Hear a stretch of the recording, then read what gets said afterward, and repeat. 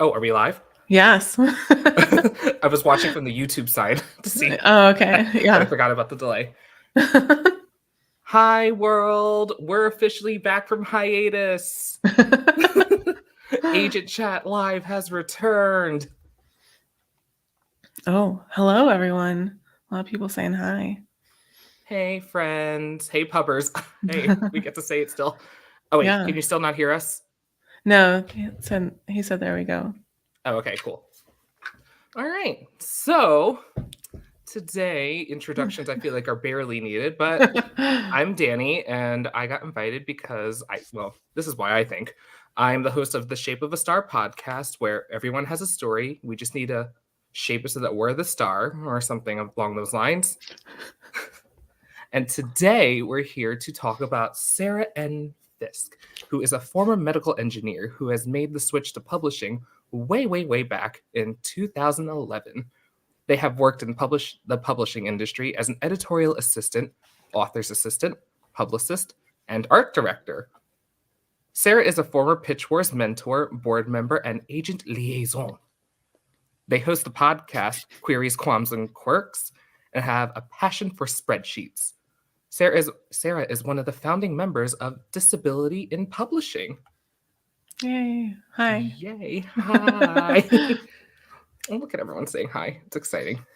So, yeah. Well, I just want to say, Danny, thanks for doing this. So, for anyone who doesn't know, Agent Chat Live was a regular show they used to do where I interviewed literary agents. And now I'm a literary agent. So, I asked Danny to interview me. So exciting. So yeah, feel free to pop your questions in the chat because we will probably get to those at some point. All right, so the goal here is to help potential clients get to know the agent a little better. Viewers are welcome to drop questions in the comments, like I just said. But I want to start off saying that I won't be asking any questions that a Google search or an agent can answer. Things like word count, genre definitions. And I also won't be asking what I'd like to call pre-queries, which is like when people ask if you'd be interested in mermaids in space. Although I think you are on record saying you would love a story about mermaids in space, so I don't know if we could deny that. So let's start off easy. Yeah. What categories and genres do you represent? Yeah, so I represent middle grade, all genres, young adult, all genres, adult science fiction fantasy, and adult genre romance. So this is, I think, the most confusing thing for people is I represent romance, the genre, not just books that have romance in them that are other genres. So, yeah. And I don't represent graphic novels. Oh, okay. That was a very good clarification. Yeah. Because it's such a fine line that people do get confused over, I feel. So, why did you get into agenting? Because you've done everything else. Yeah. I mean, a lot of it was due to being a Pitch Wars mentor, doing that kind of work, helping a writer get to the next level. Also, I have a pretty firm grasp on the publishing industry, as a business. And I know that, that's something that some writers really struggle with. And so I like to be that kind of bridge between them as the artist and the industry as an industry. And so the experience I had with Pitch Wars kind of led me to that. I was a publicist before. My favorite part about being a publicist was helping the authors that I worked with kind of build systems that would help them in the future. And so all this kind of led me to thinking about agenting. And then I had a lot of conversations with agents about it. I did a lot of research about it. I spent a long time really looking into it before I started pursuing it seriously, because I know I've seen where agents enter as an agent and sign a whole bunch of clients, and then they realize they didn't realize what they were getting in for, and they leave. And I just wanted to make sure that didn't happen. So yeah, and then I applied for internships forever, assistant positions and that kind of thing. And then Michelle Richter at Fuse Literary offered me an internship, and so I did that until I got my job at Tobias. So I'm at Tobias Literary Agency now. Cool. How long is a long time though? That I was, like, learning about it and thinking about it. Yeah, before you made the Um, jump. Over a year. I would say maybe a year and a half. Awesome. Okay, so I'm going to give you a chance to brag about yourself a little. So please take your own advice and take full advantage of it. If someone is thinking about querying you and your wish list lines up with their work, why should someone query you? Yeah, so I am a newer agent, which means I don't have a full list right now, so I am, like, kind of aggressively trying to, take on clients, not too quickly, but, I definitely know some agents who don't have a lot of room on their lists, you know? So, and I then will have, like, more time for the clients that I do have, and then also, to me, one thing that's really important is, like, kind of accessibility, of course, with disability and publishing and everything, but, um, I tailor my communication to the author that I'm working with, so I wanna make sure that they're the most comfortable, so sometimes agents will, like, kind of prescribe communication styles, versus I wanna make sure that whatever I'm doing communication-wise matches up with what the author needs and what the author wants, and so that's a really big, important thing for me, and I think it's an important thing for a writer too, is, because I've talked to so many writers who are like, "My agent hasn't emailed me back, and it's been 3 months, like, what should I do?" And I'm like, "Just email them and be like, 'When am I gonna hear back from you?'" Um, and, my clients, of course, are always welcome to do that, so, yeah, I hope that was that good? Sounds great to me. Although I can't imagine waiting 3 months ever. I don't know. I always fear that type of answer for me personally because I feel like I'm going to become my agent's best friend. It's just like, because I already DM you a ton. So I'd be like, Mhm. hey. Yeah, yeah. All right. So what would you change about the industry if you actually had the power to do so? Is this the magic wand question? I'm pretty soon. Yeah, it's the anti-magic wand question. That's right. Um, I mean, the biggest thing to me is, the salary of staff and the number of staff. Like, I would increase, the number of staff that each publishing that whatever publishing house I was, like, theoretically in charge of had, and also, increase their salary so that they could afford to just do editing and not have to do any other jobs like a lot of editors have to do to make ends meet, and also so they could stay. A lot of editors are leaving publishing right now because they just can't make it work financially, because New York is such as an expensive city. So anything to make publishing more survivable for employees that don't have, like, someone supporting them, whether it's family or a spouse or something.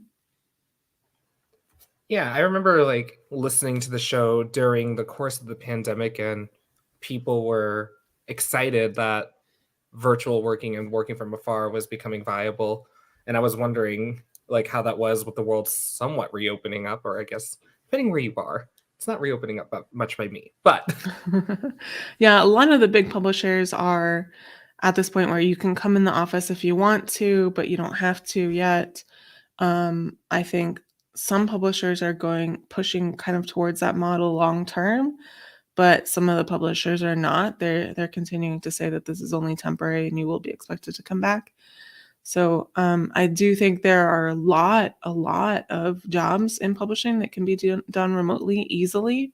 There are obviously some that can't, but I think that most of them can. a fair assessment of your industry. See, people, this is what happens when you take the time to actually do your research before you come in with great answers.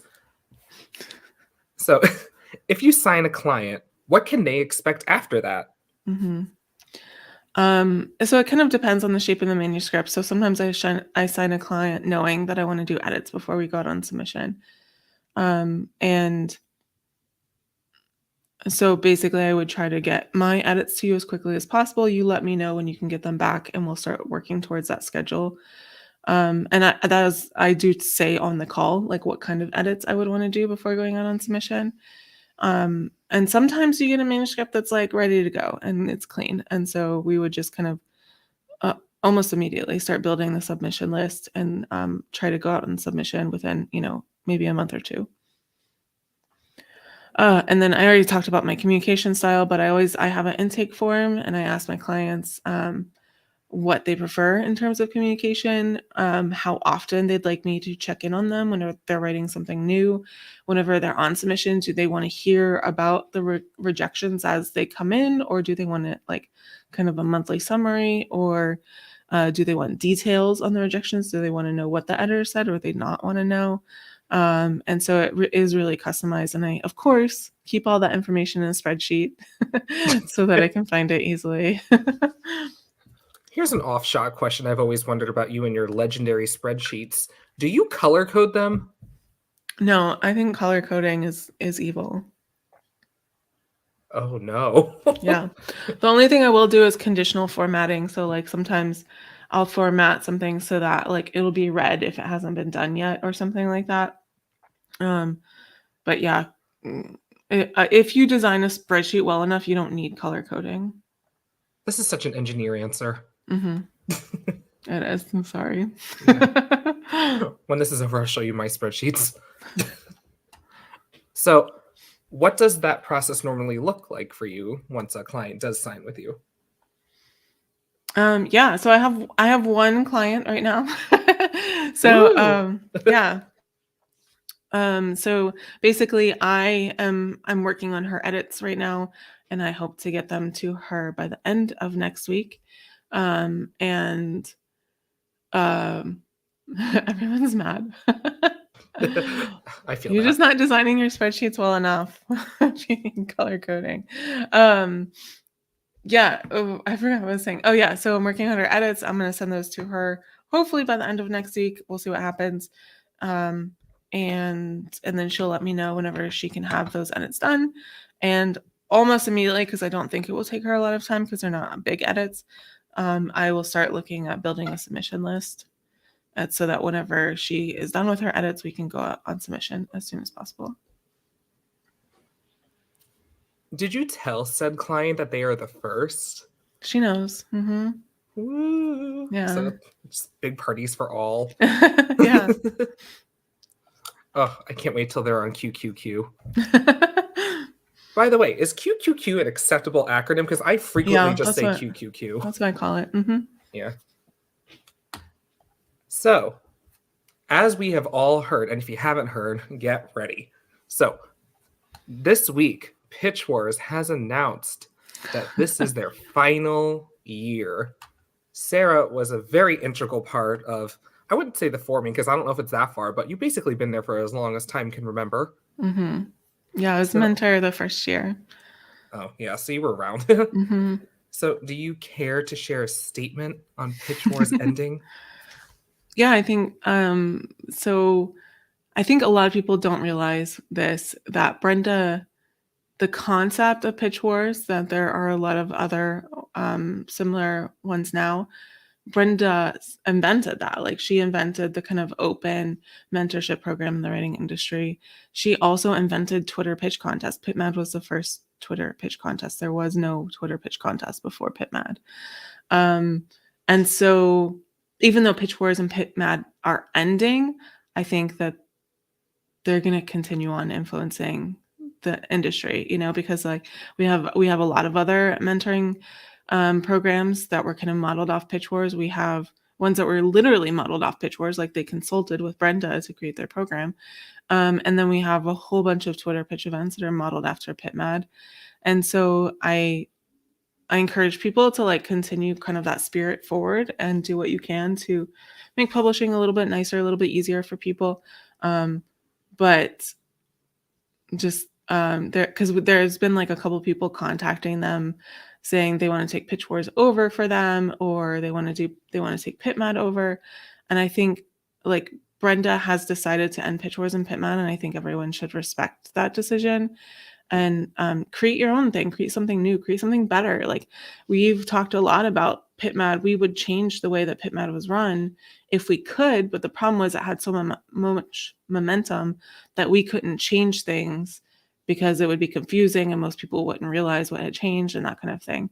So I think just take time to, like, if you want to start something like that, just like think it over and think like, what would I do differently, and do that, because I think that is what's gonna make future programs successful. I could only imagine trying to revamp it mid it going, because even just adding certain hashtags like created mass confusion. Yeah. Mm-hmm. All right.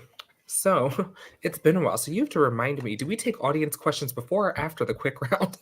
I usually do them after. Okay. So here we go, world. Quick round question time, which means get your questions in now in the comments.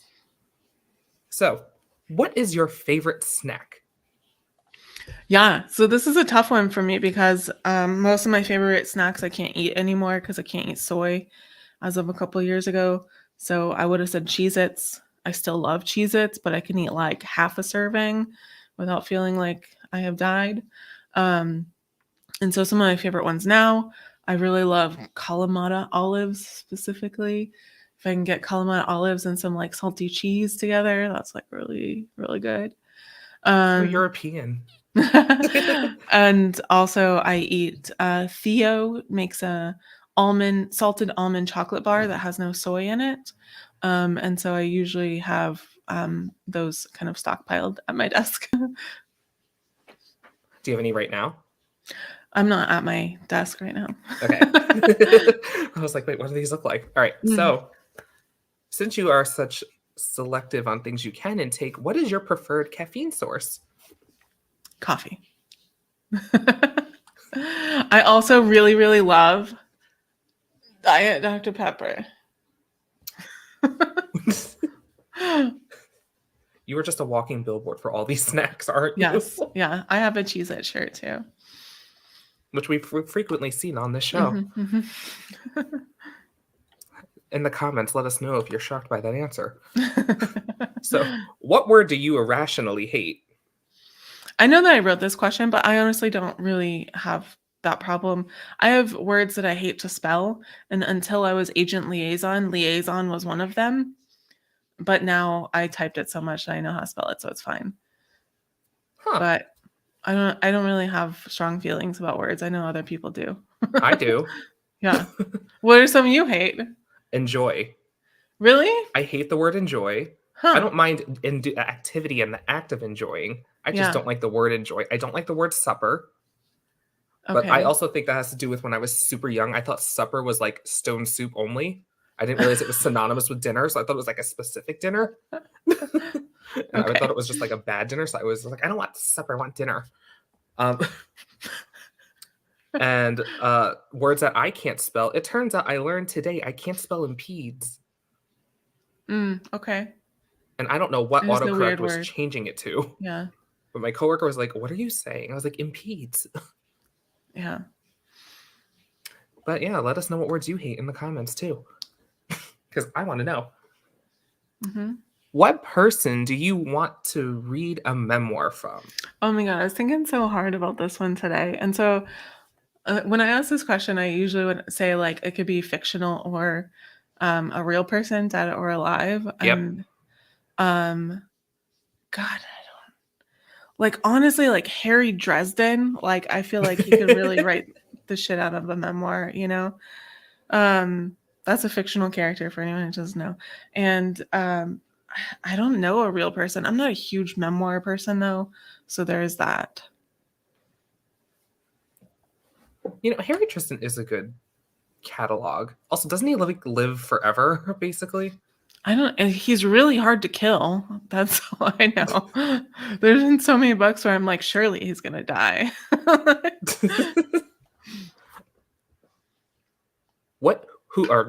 Who is your favorite superhero?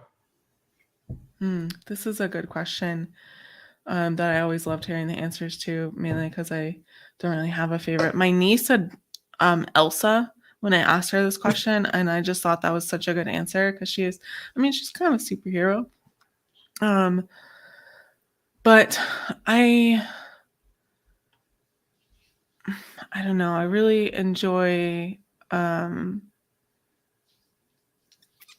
like the Guardians of the Galaxy series. For me, it's more about like character than anything else and relationships. And like, oh, I do love Drax. I love Drax so much. I'm gonna go with Drax. That is not where I thought you'd end up at all. That was a fascinating journey. Yeah, Thank you for that's how sharing. my brain works. Welcome to my brain, everyone. So, what is your single best query letter tip? Yeah, so my single best query letter tip is to read other successful query letters and also back cover copy of novels and study what they've done that you think really works and try to emulate it for your own book. And a great place to listen to successful query letters is the Yeah, podcast. queries, quants, and quirks. Where published authors read their successful query letters and discuss their journey to publication. And it's not only in the auditory format, you happily post a link for those who process visually better. Yes, the queries. You'll always find the text in the show notes of the query. So I feel like this is an unfair question for you to ask, but because you made it a pattern, we have to stick to it. What is a good literary name for a cat or a dog? Yeah. So my dog has a literary name, which a lot of people don't realize. Even when I say his name's Jasper. He was named after Twilight. Yeah. So not necessarily because we loved Jasper the character. It's just like a good name for a dog, especially. And also his name in the shelter was Chester. Oh, And so when we said Jasper the first time, he responded to it because I think it was sounded similar. So yeah. But we went through a couple of different name options from the Twilight series at the time. what were the other ones? We were looking at Cullen. That was the thing that we were probably most but it just like it didn't fit, you know? Yeah. What is your favorite thing Oh about wait, sorry, I have another answer to the question. I Oh, go forgot. for it. Go for it. Yeah. No, I love magic cats. And so like Mogget from the Old Kingdom series, which is like Sabriel by Garth Nix. I love him, and so I think it would be really cool to have a cat named after Mogget. And I also love Pounce from the Becca Cooper series by Tamora Pierce. And both of those cats are not really cats; they're cats in disguise. I always said if I had to have a cat named after a fictional character, it would be Mr. Kitty Fantastico. What is that from? Buffy. Oh, okay. I definitely watched Buffy when I was a teenager, but like I don't think I've seen all of it. Well, the cat never made, I don't think, an actual physical appearance. It was just mentioned, oh, we have a cat. We named it Mr. Kitty Fantastico. And then 2 seasons later, they were like, don't touch the crossbow. Remember what happened to Mr. Kitty Fantastico? Yeah. By the way, spoilers from 2002, everyone, I guess. But it was like a one-off line, and everyone's like, not the cat, that didn't get airtime. So what's your favorite thing about being a literary agent? Yeah, I think it's working with authors. I think it's helping authors kind of understand the publishing process better. I used to, when I was agent liaison for Pitch Wars, I was open. I think a lot of people knew this, to people DMing me and asking me like, "Hey, this is the situation. Is this shady? Is this on the up and up?" That kind of thing. And I still allow people to do that, and I'm still happy to answer questions. It's just like a gut check of whether something's shady or not. And so I think that's my favorite thing, is just kind of like guiding authors in what can be a really complicated and confusing industry.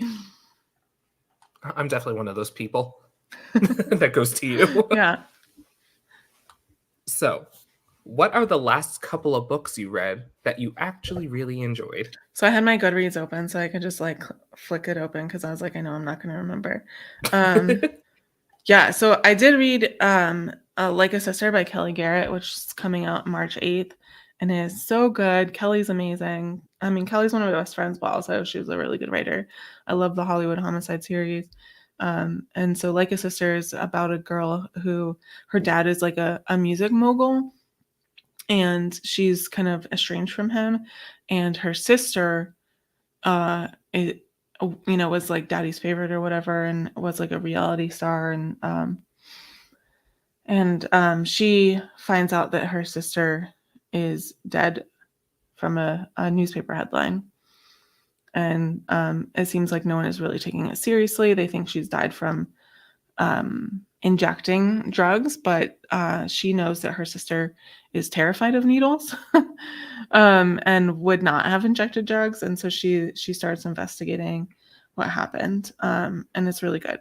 It's like it's a little bit more serious, not seriously, a little bit more serious than Hollywood Homicide, but it's still got a lot of the humor that Kelly is like known for. I also really enjoyed Iron Widow. If you haven't read that, it's like um, an imperial China with mechas, basically. Ooh. Um, it's I it's very queer, and it also there's this thing I hate that happens, especially in young adult, where you have a villain who's like the worst person on the planet, right? Like has killed puppies and like has killed millions of people and like whatever, and then the hero of the story will get a chance to defeat them and battle or whatever, and the hero is like, oh, I can't kill them because that would make me as bad as them, right? This novel does not have that problem at all, and I love it. And I also really enjoyed The Coldest Touch by Isabelle Sterling. And I started my year off with Call Us What We Carry by Amanda Gorman, which was amazing. Really, really good.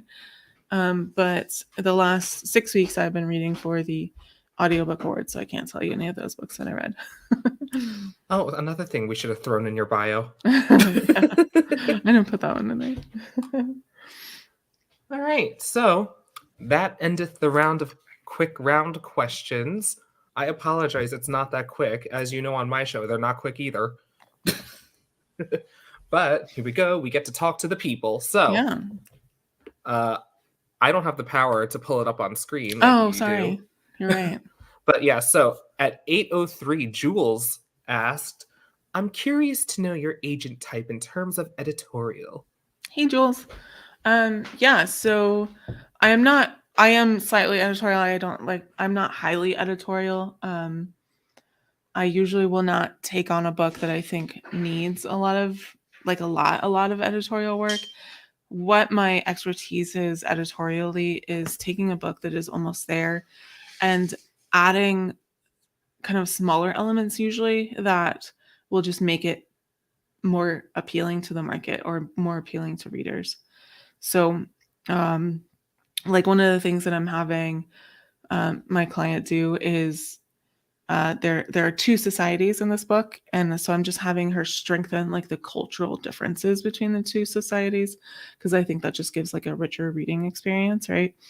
um, and so I usually am not going to do big edits, and I say that, and I said that in Pitch Wars too, but then I also like Lee Mar, when I took her on, we did a massive edit on hers, like a massive rewrite. We deleted like 80 pages and added a whole B plot. And so even though I say that, like there are always going to be books that I feel so strongly about that I'm going to probably, do some extra work on. All right, next up is Julianne, right under. And so what do you look for in a query? So this is going to sound like, I don't know. I don't know the word, but I'm looking for what the book is about. You would be surprised how many queries like don't do that. They don't tell you what the book is about at all. They tell you like why they wrote it and how they think it's going to fit in the market, but it doesn't actually say what the book is about. So that's the biggest thing. Within that, the two biggest things for me are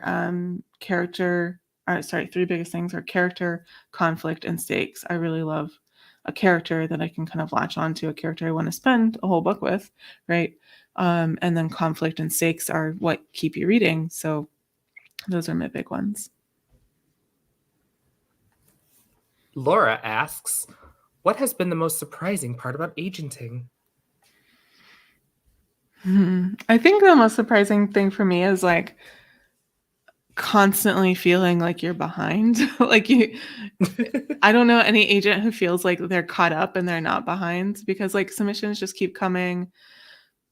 You have fulls to read, and then you have people who have agent offers, so you have to move their fulls up in the queue and read them before to see if you want to offer.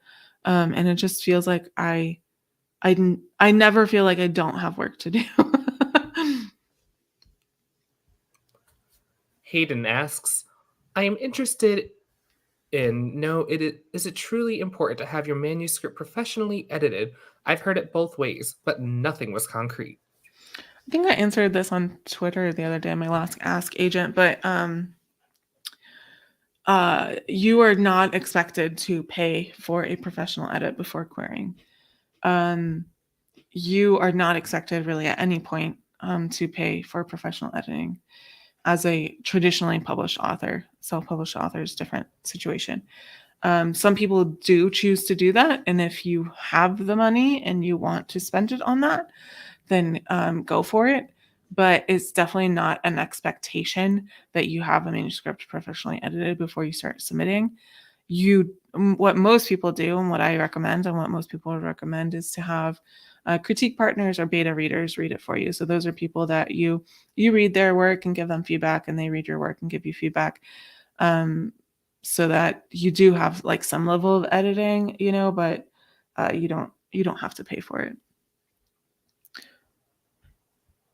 All right, next up is Crystal, who asks, is it creepy when an author you've rejected continues to follow you on social media and stuff? No, it's not. It's such a weird thing. Danny and I were talking about before we went live. It is such a weird thing, like to know people and then to reject them, and it's like, I'm gonna go off subject a little bit, but like I talked about this in my video Ask Agent that I did a couple weeks ago, and it's as someone who came to it as an author and was an author first for a long time, I know all the work that goes into a query, right? I know all the work that goes into submissions, and all the emotions having to do with submissions, and all the emotions having to do with rejection, and how devastating a single rejection can be. But then I also have to send like 40 of those a day. And so I have to at some point like create an emotional barrier where I'm not just like feeling devastated every time I reject someone, which can make it seem like agents don't care, agents are cold, but it's just like it's such a hard thing emotionally, especially when you know what a writer has gone through. And so I try to separate the person and the rejection as much as possible. I hope that writers do that when they submit to me. I hope that writers know that just because I've rejected their manuscript doesn't mean that I don't like them, or I don't want to be friends with them, or I don't want them to submit to me in the future. That's a big thing. Because some people will say, oh, this agent sent me a form rejection. They obviously hate my writing and I'm never going to submit to them. Don't do that. Don't assume that. My Pitch Wars mentee, Erin Lucan, who is now my client, actually, she was not gonna, yeah, she is my first client. Woo! She was not gonna submit to me that year because I had not requested the year before, and so she thought, oh, Sarah just doesn't like my writing. And then I had tweeted something like, if you have a a queer fantasy and you don't submit to me, like I will die and then haunt you from the grave, or something over dramatic like that. And so she decided to submit because of that tweet, and then we chose her. And I loved her writing. I always thought her writing was just like fantastic. I was surprised she didn't get an agent after Pitch Wars. And so Matt, who's one of my mentors at the agency, had said, if you do you know of anyone that you know is a really good writer, maybe you want to reach out to them. And she was the first one that I thought of, because I just like always really believed in her work. So yeah, even if someone rejects, even if agent rejects you, doesn't mean that they don't want to have anything to do with you. And I answer a lot of questions on Twitter about the publishing industry. I try to educate as much as I can. And so I definitely think like I hope that writers still have a reason to follow me after I have turned down one of their manuscripts. You're a great place to follow for news on things. Thanks. All right, next on the comment section, Laura has challenged you to come fix her spreadsheets. She knows I will. All righty. Next up Oh, I is... just answered Anna's question. I'm glad you were able to find it. I was like, I don't see any Yeah. question marks. All right, I already answered that, so we're good. Oh, Stephanie has a question for you. I love Cheez-Its. Why do they put soy in so many products today? I don't, well, no, I do know why. Is because it's a useful product and it's cheap. That's the big thing. It's cheap. So you can do it like soy lecithin is probably the most common soy additive in foods. And you can make it with multiple other products. You can make sunflower lecithin, for example. But soy is cheaper. That's why.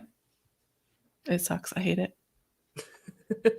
So, forgive me if I say your name wrong, but Joannie Mm-hmm. asks, are there any alternatives to pitchwares you recommend or what to look for in a good mentoring program?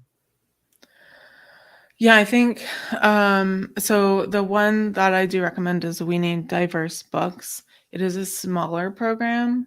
So obviously, I mean, not a lot of people get in, right? So it is very competitive, but they know what they're doing and they have writers' best interests at heart. And shall I say, I know that they're not catty behind the scenes. That's all I'm going to say about that. See, and this is why we follow Sarah. We learn things. All right. Next up, Stephanie asks, do you prefer comps or a story first in a query? It doesn't matter to me that though I am finding I have a slight preference towards having the info paragraph at the beginning. The like title is a so many thousand words genre, that kind of thing. Just because it helps place me a little bit when I start reading the query. Like genre is the most important thing for me. If I know what the genre is as I start reading the query. In Query Tracker doesn't matter so much because you have to put the genre in anyway, so I see it. But it honestly doesn't matter.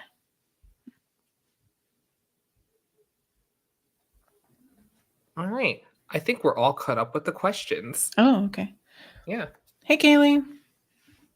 Hey, everyone. Oh, it's so exciting. Pubbers, we're back, hopefully. Oh, Kaylee does not have a question, but Kaylee just wants to let it be known for those who listen on the audio format, because this is becoming a podcast episode, I assume, right? Or no? Yeah, I'm going to put it on the podcast too. Mm-hmm. Woo. So Kaylee just wants to say that they are super proud of Sarah and all that Sarah has accomplished. Thank you. Julianne asks now, what are you most excited about in the potential authors? Yeah, so I say this all the time. The book is a thing. The book is the most important thing. I want a book. So what am I most excited about in potential authors is the book. And what I'm most excited about in books is I like stories that feel a little just like fresh, or stories that have a really strong voice or a strong hook. I get a lot of queries that read like they could be any number of kind of whatever genre they are, books that are on the shelf. So I want something that just feels a little bit different, slightly different, and may have a different element. So the example that I use is Little Thieves, which is a fantasy retelling of a fairy tale. It is a lesser known fairy tale, so there's that element is like kind of interesting and unique. And then also it has like the strong like German culture component. And I think that helps it stand out too. It's a little bit different from what we've read before. So those are the main things I like. When a query just like makes me excited to read the pages. That's just a nice summary. Make me excited to read your pages. I have a question, actually, okay. Or should I type it in on YouTube so it No, pops you can up? say it. All right. Have you thought of just like fun events? Because I hear like I actually learned through listening through Agent Talk, Pub Talk, and all that that agents help create like events to help promo like book releases and such. Have you thought of like any cool like events that people could do since you are an event planner? Um, Not really. So here's the like dirty secret that no one likes to talk about is like events aren't really the best way to promote a book. Events are a great place for fans that you already have to connect with you as an author. People who have never heard of authors are not coming to their events. So events just aren't an excellent way to promote a book to get word out about your book. Um, some agents do publicity work, some agents don't. Um, and I think part of it too is the agents know like the work that an agent or an author can do to promote their work just pales in comparison to what a publisher is able to do in terms of effectiveness. So sometimes it's like you have to choose where you're putting your energy, and it may not be the most efficient use of your energy to promote a book. Um, and but events are fun, and I love doing events. So um, I started before I was a event planner. I would just kind of plan author events for fun. Like I would basically find whatever venue would like have me and let me plan an event.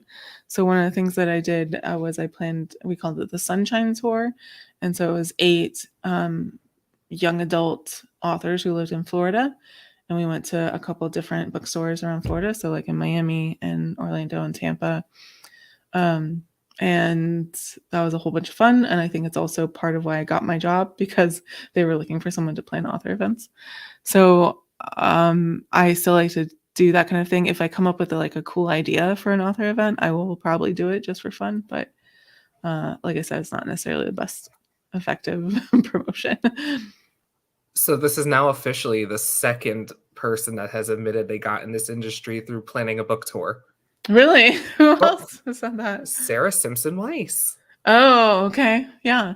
Yeah, Cool. Sarah came on and she was like, "Yeah, I just Yeah. planned like a book tour because I wanted this author to come visit my library, so I had to Hmm. find other places to make it worth the trip." Yeah. So that's the secret, folks. Plan a book tour for yourself or someone else. I don't know if that is like the only way, or I mean, the most effective way, but yeah, it does help to show initiative, I think, and to have some experience. Someone will be thankful along the way. So we don't have to go the full hour if we don't have any more questions. But if you have any questions, feel free to ask them. Even if they're just like querying questions, like ask agent questions, I'm always happy to answer those. Meanwhile, I did wear my glasses today specifically to like channel you.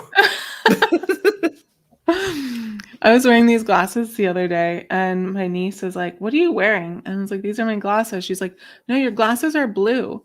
And I was like, "I have many pairs of glasses." And she's like, "What?" Like she just didn't understand that you could have different pairs of glasses, you know? Because like she mainly watches cartoons, and if they wear glasses, it's the same thing. So she was like really confused because I do have 2 pairs of blues. To be fair, I've had this pair of glasses for 5 years Oh wow. and I haven't updated it since. But Jay has a question. Where would you go on your dream book tour? Yeah, that's a good question. So, Brenda Drake, who's one of my very good friends, her book was published in the US, but it was sold, translation rights to France, and it took off in France, right? Like it's way more popular in France than it is in the United States for some reason, whatever. The French market just loved it. And so her publisher sent her her French publisher like sent her to a signing tour in France. So yes, I want that. Wee wee. Right. All right. Stephanie has now asked, what's on your middle grade wish list? Mhm. Yeah, so, I mean, my wish list is at sarahnfist.com, so you can go there, but, I'm really, looking for kind of, sibling stories as number 1 is one of my favorite things that I like to see, especially like complicated sibling stories. So a lot of times people will say, "Oh, you want sibling stories? My person has a sister." That's not what I mean. I mean like the relationship is complicated and a source of conflict itself. Um, I remember I was just talking to an editor today, like me and my sister did not get along when we were children. I think our parents kind of played us off of each other too, which didn't help. um, but also we have very different personalities, and I'm sure like that was part of it as well. Um, but it was like I could be as mean as to her as I wanted, but like no one else could be mean to her, you know? And I feel like that's a pretty common like sibling, relationship. Yep. Um, and then as soon as when I moved out to go to college, we started getting along way better, and she's like one of my really good friends now. So, that's what I'm talking about when I'm talking about complicated sibling relationships, right? But I have been looking for books set in very small towns or in Midwestern in farm country would be awesome. I really I like wish list, ideal wish list would be like some sort of Midwestern farm like setting with maybe something like a mystery or something creepy going on or some kind of like folklore involved. Um like monsters in a cornfield kind of thing, would be really cool. That's horrifying. Yeah. Yeah. But like middle grade, so like not too scary. I am a chicken still. I don't want anything too scary, but let's see what else. Those are the big things I'm especially looking for as always, like queer representation, disability representation, neurodivergent representation, and in disability, I'm including chronic illness. I have a chronic illness, so I would especially love to see not stories about those things, but like kids having their regular kid adventures who also have these things, right? I'm gonna stop there because I could probably go on for a long time about my wish list. All right, so next up is from Jay again. Where would you go on your dream pizza talk live tour? I just want to visit all of the pubbers, all of the people who have, been watching my YouTube channel for a while and engaging with it. That's my main thing. Like, I don't even care where it is. I would just like to see the people. Hear that? We're going to Australia, everyone. Oh yeah. Well, tomorrow we're gonna go to Australia. Well, then again, I should say you're going to Australia. I don't know if we're invited. That's a good question. On this Pizza Talk live tour, are you picking up us as hitchhikers or are we being abandoned as you travel through? I think we talked about having like a bus, like I just picking up people and going. World tour. All right. So Anna asks, or Anna, not sure which one. Sorry. Asks, can you speak about where or how to include content warnings in a query?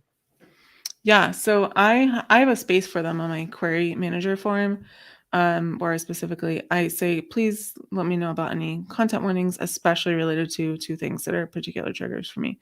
Um, which doesn't mean like you shouldn't include other things, but like I just want to make sure that those are covered, especially.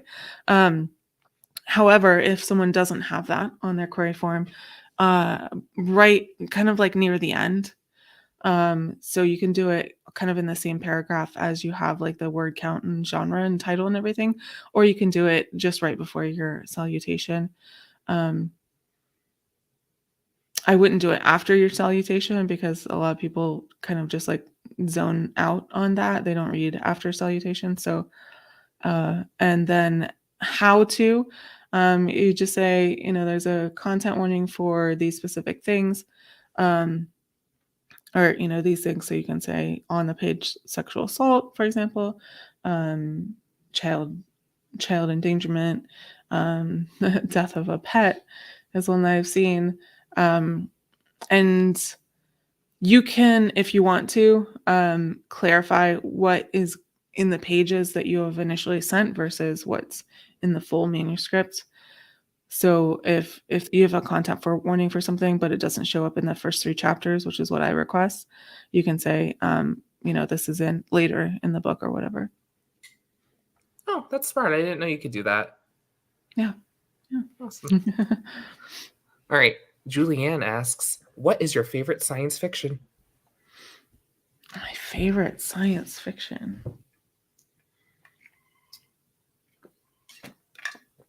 That's a hard question to answer. I think I'm assuming you mean in books, right? So I'm gonna stick to books. But I think my favorite science fiction is not necessarily like the big, like hard science fiction or I don't know how to describe it, like the analogy to epic fantasy and science fiction, like these big sci-fi worlds. I think some of my favorite science fiction is like smaller science fiction. So like advanced technologies in our world or close to near future. Sorry, I forgot the term for a minute. I really, really enjoyed Rob Hart's The Warehouse, which is kind of like a sci-fi thriller in a near future economic dystopia. So things like that, where it's not necessarily like a big, huge sci-fi world, though I do enjoy those sometimes too. It's just I tend to more be drawn to kind of the more grounded science fiction. Nice. Next up, Hayden asked, what is the link where you talk about queries? And But I threw it in. You shared it. Thank you. Yeah. So you can go there to find out more about the Queries, Qualms, and Quirks podcast. To sarahnicholas.com. That's Sarah with an H and Nicholas without an H. One of my favorite things to say. Yeah. All right. Jules also is back and asking, since you are easy to scare, do you like getting trigger and content warnings? So I'm easy to scare, but I know what's going to scare me. So if you have a book that's got kind of a violent haunting, like that's going to scare me probably too much for me to read it. If it's like a gentle haunting, that's fine. But if there's like blood dripping from the walls, that's not for me. Yeah, Amityville. Going back to Amityville horror. I thought Teen Wolf. Yeah, but definitely I specifically ask on my form for content warnings for sexual assault or OCD behaviors. OCD behaviors are particularly because sometimes when I read a book where a character has an OCD behavior, it will trigger one of my own. So it's not that I can't read it or I can't represent it. It's just like I need to know ahead of time so I can make sure I'm in the right headspace. Very fair. All right, so Jay has a really good question, and it's for both of us. If you could each make each other read one book, what book would it be? Do you want to go first, or do you want me to go first? Jay's trolling us in the comments. You go first, because I don't know yet. My go-to book I like everyone to read is New Moon by Midori Snyder, because it is just amazing. If you like Avatar: The Last Airbender, if you like women in power, like I read the book too young because I was like, ooh, Elemental Queens, I want to read it. I missed that it's all about colonialism. Yeah. I was just like people with powers fighting. No, it's all about like colonialism, like your place in the world, and it's a whole trilogy. It's no longer in print, but I emailed Midori Snyder about it, and she was super nice. Oh, that's nice. One book is so hard. Let's see. I'm like, what would Danny enjoy? You haven't read Iron Widow? Nope. You need to read that one. I think I'm gonna go with that one. It's so good. Iron Widow by Zirin J. 3 names. Yeah. Zirin J. Zhao. You got it? Okay. Yeah. Google helps.